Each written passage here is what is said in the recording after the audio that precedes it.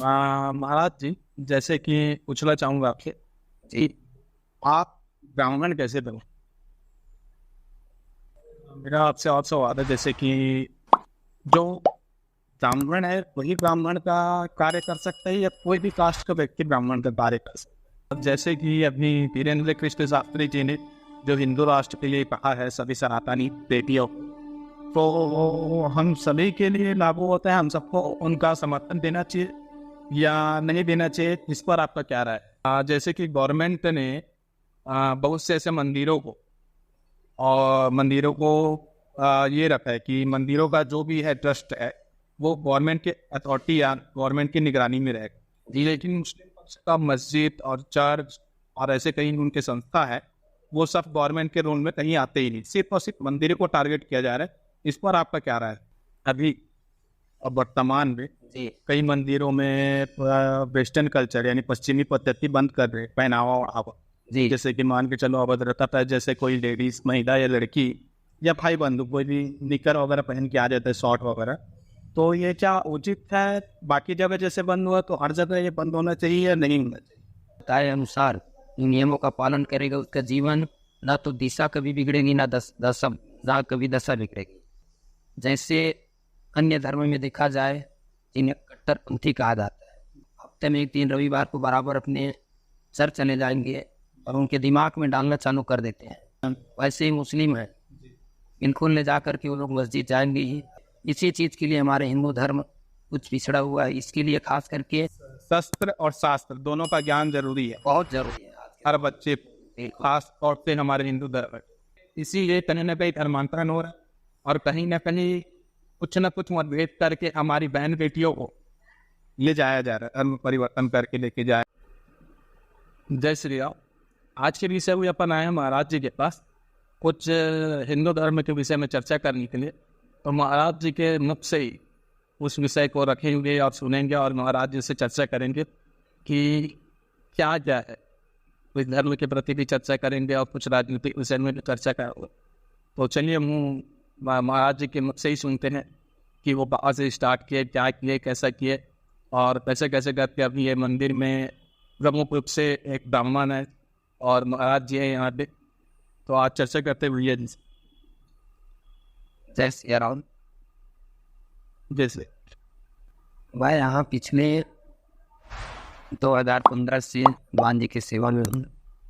छत्तीसगढ़ की रहने वाला हूँ। मेरा गांव कबीरधाम जिला के पुंडरिया तहसील के नानापुरी करके ग्राम है। मेरा नाम पंडित जितेंद्र कुमार शर्मा है। पूर्व काल में कुछ दिन तक मैं यहाँ श्री दूधाधारी मठ में विद्या अध्ययन भी किया हूँ। फिर जा कर के ग्रेजुएशन किया, फिर हनुमान जी की कृपा हुई, फिर यहाँ आए और आकर के अभी तक हनुमान जी की सेवा में लगे हुए हैं। हनुमान जी की प्रत्यक्ष कृपा है और आशीर्वाद है। हनुमान जी के छत्र छाया है। बहुत ही सुंदर दिव्य स्वयं सिद्ध है, प्राचीन मंदिर है जिनकी ख्याति सभी लोग, आप सब लोग परिचित हैं उनकी ख्याति से। आगे आप क्या जैसे कि आज का विषय हम लोग 3-4 थोड़ा से तीखा विषय रखना चाहते हैं। महाराज जी, जैसे कि पूछना चाहूँगा आपसे जी। आप ब्राह्मण कैसे बने। ब्राह्मण, एक तो हम पहली बात शास्त्रों के अनुसार माने तो ब्राह्मण कुल में हमारा जन्म हुआ। कौशिक ऋषि हमारे प्रमुख है, कौशिक गोत्र है हमारा। और दूसरी बात, परिवार में वैसा माहौल मिला, सभी लोग ब्राह्मण के काम और जो ब्राह्मण को करना चाहिए ऐसे हमारे सभी बड़े बुजुर्ग, पिता, बड़े भैया और सभी जितने भी रिश्ते नाते हैं सब लोग करते रहे।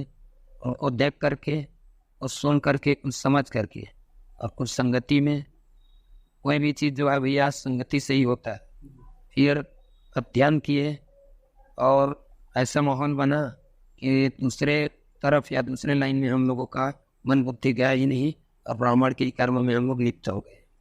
मेरा आपसे और सवाल है, जैसे कि जो ब्राह्मण है वही ब्राह्मण का कार्य कर सकता है या कोई भी कास्ट का व्यक्ति ब्राह्मण का कार्य कर सकता है। शास्त्र के अनुसार माने वैसे तो ब्राह्मण को ही ब्राह्मण कर्म करने का अधिकार है, इसमें दो मत की बात नहीं है। लेकिन यदि कोई जैसे क्षत्रिय है कथाकार हैं कि छत्री भाई भी, वो पूर्ण रूप से अपने आप को कथा करने का, भगवान के चरित्र सुनाने का अपने आप में पहले काबिलियत बना ले भी। पूर्ण रूप से शुद्धि होना चाहिए, तन की शुद्धि, मन की शुद्धि, कर्म की शुद्धि, वाणी की शुद्धि, और अच्छे ढंग से अध्ययन करें, शास्त्रों को उचित समझे और शास्त्र के अनुसार जो अपना आचरण करे, सभी नियमों को पालन करे। कथा सुना सकते हैं, लेकिन सभी का अपना अपना अधिकार क्षेत्र है। शास्त्रों के अनुसार व्यास मंच का अधिकार सिर्फ और सिर्फ ब्राह्मणों को है, और वो भी शास्त्रों के अनुसार उचित गोत्रज और उचित वर्ण व्यवस्था जो है हमारे व्यास भगवान जो बतलाए हैं पुराणों में, शास्त्रों में, उसके अनुसार यदि देखा जाए तो ब्राह्मणों को ही है। और यदि कोई व्यक्ति पुराण कथा आदि में रुचि रखता है, पढ़ने का सबको अधिकार है, सुनने का सबको अधिकार है। भगवान का चरित्र है, भगवान सबके हैं, भगवान सबको बनाए हैं, और भगवान का सब लोग भक्ति कर सकते हैं, चाहे पढ़ के करें या सुन के करें, देख के करें, इसमें कोई मना नहीं है। रही बात व्यास मंच की, तो उसको कुछ विशेष व्यवस्था है, नियम है, जो कि नियमावली में देखा जाए तो बहुत ही सटीक और सुंदर है। व्यास जी का वर्णन है। खान पान सही होना चाहिए जो कथाकार है उनका, और चरित्र पूर्ण रूप से शुद्ध और पवित्र होना चाहिए, सही शास्त्र का ज्ञाता होना चाहिए ऐसे व्यक्ति को, और सही गोत्र और सही वर्ण होना चाहिए ऐसे व्यक्ति को पुराण वाचने का अधिकार है। ऐसा भागवत जी में भी वर्णन होती है। कहना आपका सही है। कहीं ना कहीं हम जो अदर कास्ट वाले जो है, या जितने भी कास्ट है, कास्ट के हिसाब से यदि देखें तो आपका कहना सही है कि हम लोग एकदम सही 100 देखा जाए तो हम लोग शुद्धिकरण में रहते ही नहीं, और भोजन भी हमारा सही रहता नहीं है। इसीलिए आप जो उपदेश दिए हो वो कहीं ना कहीं हमारे लिए एकदम फैक्ट बैठता है कि हमको यानी कथावाचक नहीं कर सकते, क्योंकि हम में से कई ऐसे समाज के व्यक्ति हैं जो मांस मदिरा भी करते हैं और शुद्धिकरण भी नहीं रहते, और स्नान ध्यान भी सही टाइम पे नहीं होता, और वो आप लोगों का एकदम सही टाइम पे होता है, चाहे स्नान ध्यान हो, चाहे पूजा पाठ हो, और शुद्धिकरण आपका हमेशा लगा रहता है। इसी नाम से आपने ये चीज़ बोला कि सिर्फ और सिर्फ ब्राह्मण ही एक ऐसा व्यक्ति है जो शुद्धिकरण रूप से और शुद्ध अंतकरण से ये कार्य कर सकते हैं। भाई अभी के समय में मेरा ये कहना है कि जैसे सही होंगे अपन तो मंदिर में बैठे हैं, तो मंदिर प्रांगण में जो बजरंग बली का पाठ करने आते हैं, हनुमान चालीसा का पाठ करने आते हैं, और कई लोग पूछते भी हैं कि रामायण कैसे पढ़े, भगवत गीता कैसे पढ़े, या और किसी विषय में जैसे होता है आपसे चर्चा, तो उस विषय को आप कैसा टाइप का बताना चाहेंगे कि ये हनुमान चालीसा को ऐसा पढ़ना चाहिए, भगवत गीता कैसा पढ़ना चाहिए, रामायण को ऐसा पढ़ना चाहिए, उसके लिए आपका क्या राय? हमारे हिंदू धर्म के कोई भी देवी देवताओं के, चाहे हनुमान जी का हो, हनुमान चालीसा हो, श्रीमद् भगवत गीता हो, रामायण या भागवत, इनके लिए सबसे पहले पूर्ण रूप से श्रद्धा और विश्वास होना चाहिए। जो व्यक्ति पाठ करे उनको श्रद्धा विश्वास के साथ साथ पूर्ण समर्पण होना चाहिए। पाठ काल में उचित दिनचर्या बनावे, और पूर्ण शुद्धि के साथ आसन की विशेष महत्व होती है, और कोई भी चीज़ को करने के लिए, पूर्ण फल पाने के लिए संकल्प होना चाहिए। संकल्प के साथ पूर्ण रूप से, विशेष करके हनुमान जी के पाठ के लिए कहा जाए, हनुमान चालीसा है या सुंदर कांड है, इनके लिए पूर्ण रूप से ब्रह्मचर्य व्रत का पालन करते हुए, खान पान में नियम संयम के साथ, यदि कोई व्यक्ति हनुमान जी के सामने दीपक प्रज्वलित करके संकल्प ले करके जो उसकी मनोकामना है हनुमान जी से श्रद्धापूर्वक बोल करके हनुमान जी को यदि पाठ करके अर्पण करते हैं, तो निश्चित ही प्रत्यक्ष और जागृत देवता है हनुमान जी। कलयुग में तो और विशेष करके हनुमान जी साक्षात सभी जगह रहते हैं। सबकी मन्नत मनोकामना निश्चित पूर्ण होती है, बशर्ते शुद्धता, पवित्रता, समर्पण और श्रद्धा भक्ति के ऊपर है। पाठ का कई वैसे विधान है, अलग अलग कामनाओं से अलग अलग तरीके से पाठ भी होता है। जैसे दवा कई प्रकार की होती है, डॉक्टर कई प्रकार के होते हैं, है ना, इसी प्रकार से पाठ का जो क्रम है हमारे शास्त्रों में कई विधाओं में है। जब जिसको जिस कामना से पाठ करने, उसी कामना के अनुसार संकल्प करके पाठक व्यक्ति को पूर्ण रूप से शुद्ध होकर के पाठ करना चाहिए। निश्चित इसमें फल मिलती है, इसमें दो मत की बात नहीं है। जैसे संसारिक जीवन में हम हैं या और कई लोग हैं, तो वो यदि पाठ करे तो किस नियम का पालन करते हुए पाठ करें? जैसे शुद्धिकरण हो गया या वो हो गया, और ऐसे कई सारी चीजें का क्या क्या चीज को देखने के बाद ये पाठ को चालू कर। जैसे किसी व्यक्ति को पाठ चालू करना है तो सबसे पहले तो आहार शुद्धि है। आहार से ही विचार बनती है हमारे शरीर में। ज्ञान की भी दृष्टि से देखा जाए तो आहार के साथ साथ आपके शुद्धता पवित्रता कपड़ों से लेकर के और आसन आदि से लेकर के, आप जैसे गृहस्थी हो, गृहस्थ धर्म सबसे उत्तम धर्म माना गया हमारे हिंदू धर्म में।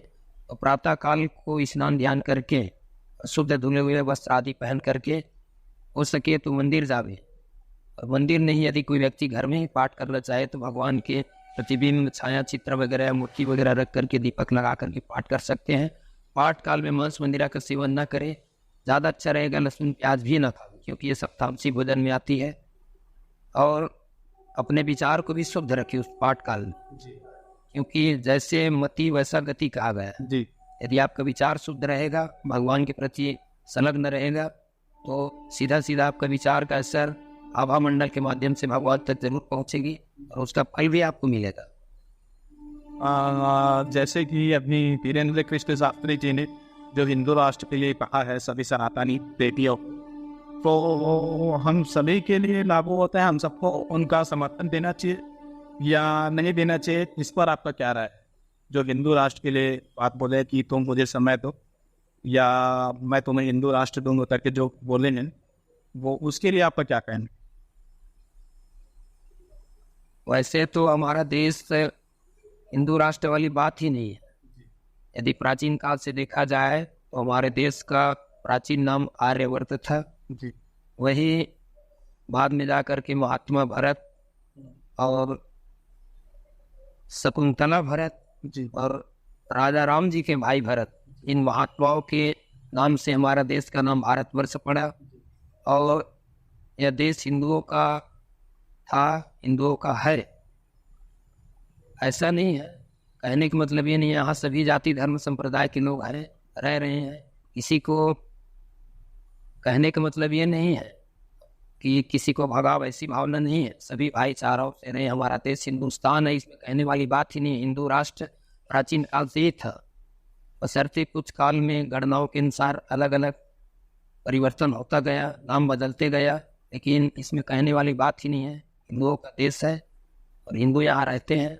और सिंधु घाटी सभ्यता सब लोग जानते हैं, पढ़े भी हैं इतिहास में। सिंधु से हिंदू हुआ अपराइज होकर के। जी। और यह देश भगवान यहाँ उतार लेते हैं, गंगा यहाँ की है। जितने भी देवी देवता हैं हिंदुओं के मान्यता के अनुसार पूरा 99% कहा जाए देवी देवता हिंदुओं का ही है।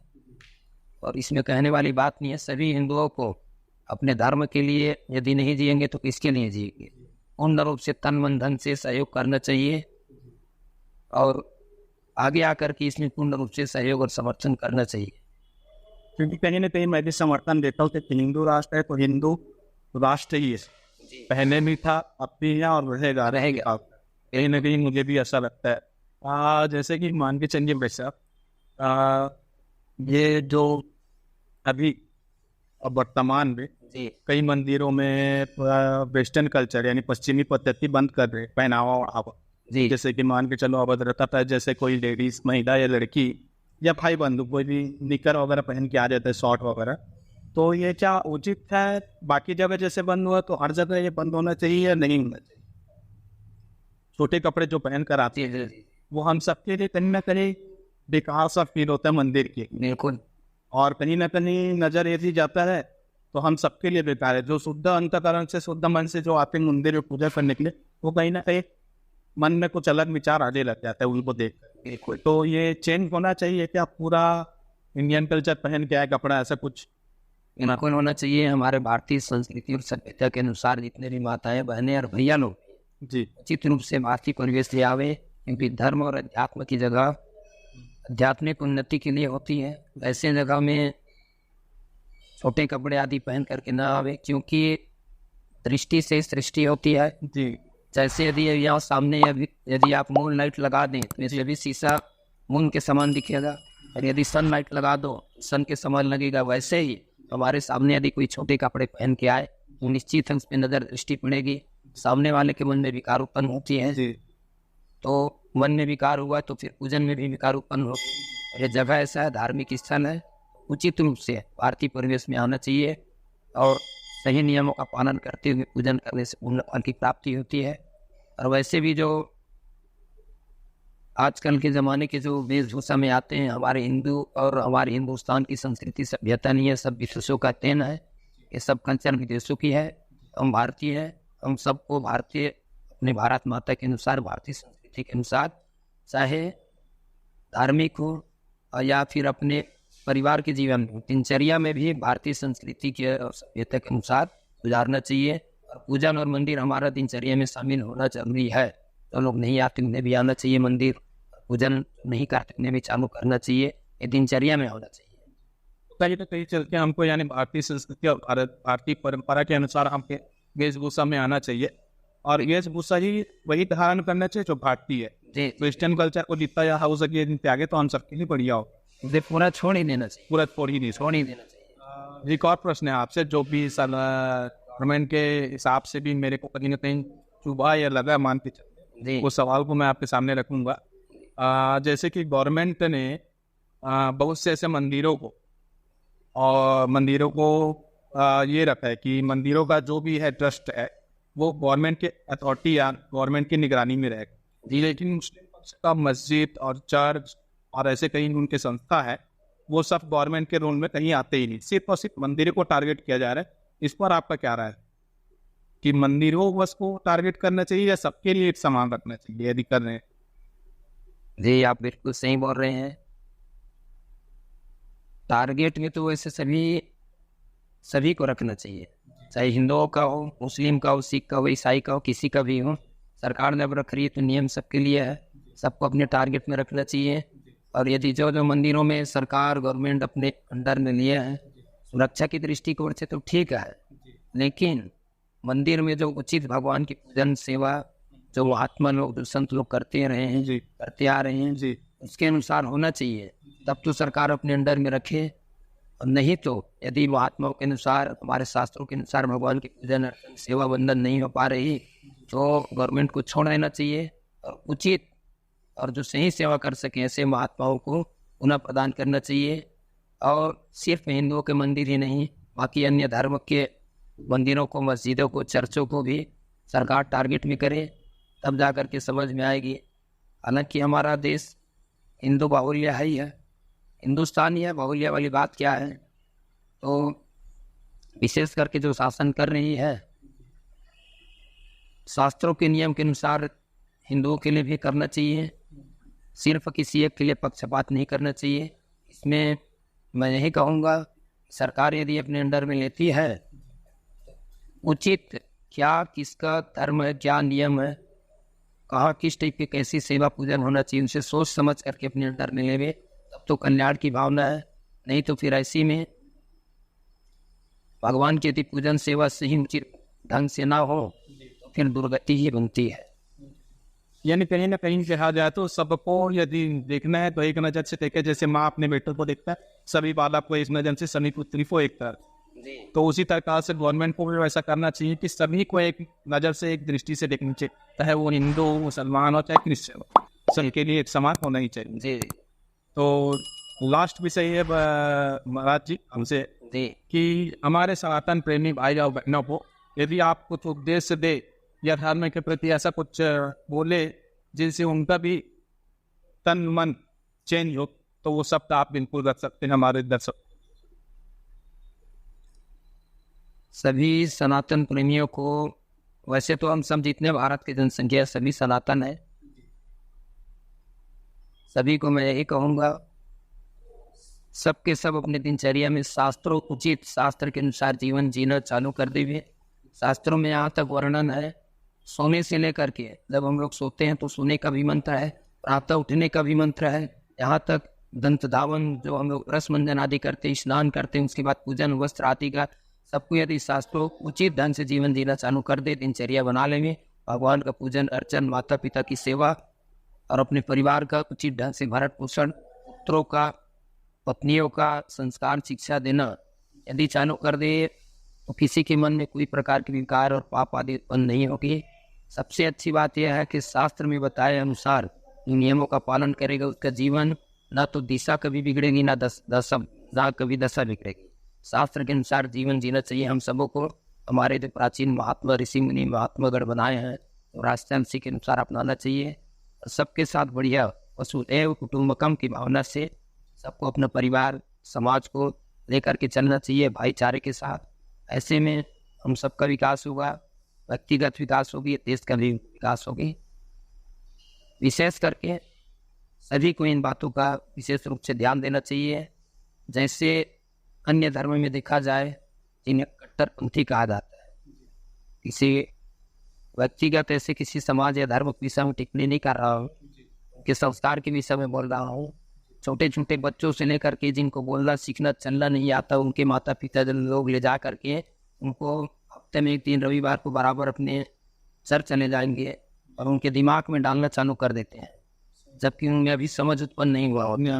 वैसे ही मुस्लिम है, बिल्कुल ले जा करके वो लोग मस्जिद जाएंगे ही हफ्ते में एक दिन, और उनके दिनचर्या ऐसे बन जाता है आगे बढ़ चढ़ करके मानो जैसे उनके जीन्स में शामिल हो जाता है, और वो लोग अब सब कुछ करना छोड़ देंगे लेकिन अपने धर्म के प्रति पीछे नहीं हटते, पालन करते ही है। इसी चीज़ के लिए हमारे हिंदू धर्म कुछ पिछड़ा हुआ है। इसके लिए खास करके सभी पालकों को भी ध्यान देना चाहिए। बच्चों को छोटेपन से संस्कार डालें, उनके दिमाग में डालें, तब जा करके आगे होकर के और पूर्ण रूप से पुष्ट हुए अपने धर्म के लिए, अपने समाज के लिए, और सब कुछ करने में सफल हो। शस्त्र और शास्त्र दोनों का ज्ञान जरूरी है, बहुत जरूरी है हर बच्चे को, खास तौर पे हमारे हिंदू धर्म से कि हम लोग दिनचर्या में हर चीज़ फॉलो कर लेते हैं, हर चीज़ को जान लेते हैं, सुन लेते हैं, लेकिन अपने धर्म को ही नहीं जान पाते। इसीलिए कहीं ना कहीं धर्मांतरण हो रहा है और कहीं ना कहीं कुछ न कुछ मतभेद करके हमारी बहन बेटियों को ले जाया जा रहा है, धर्म परिवर्तन करके लेके जाए, चाहे कैसे भी करे, ये कार्य चल ही रहे। इस पर आपका क्या राय है?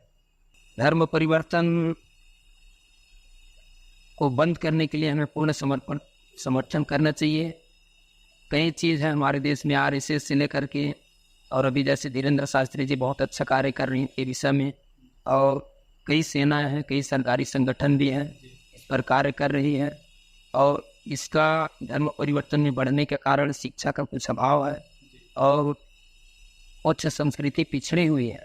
कई जगहों में कई जगह प्रलोभन देकर के किया जाता है, इसमें कहीं ना कहीं हमारी शिक्षा पिछड़ी हुई है।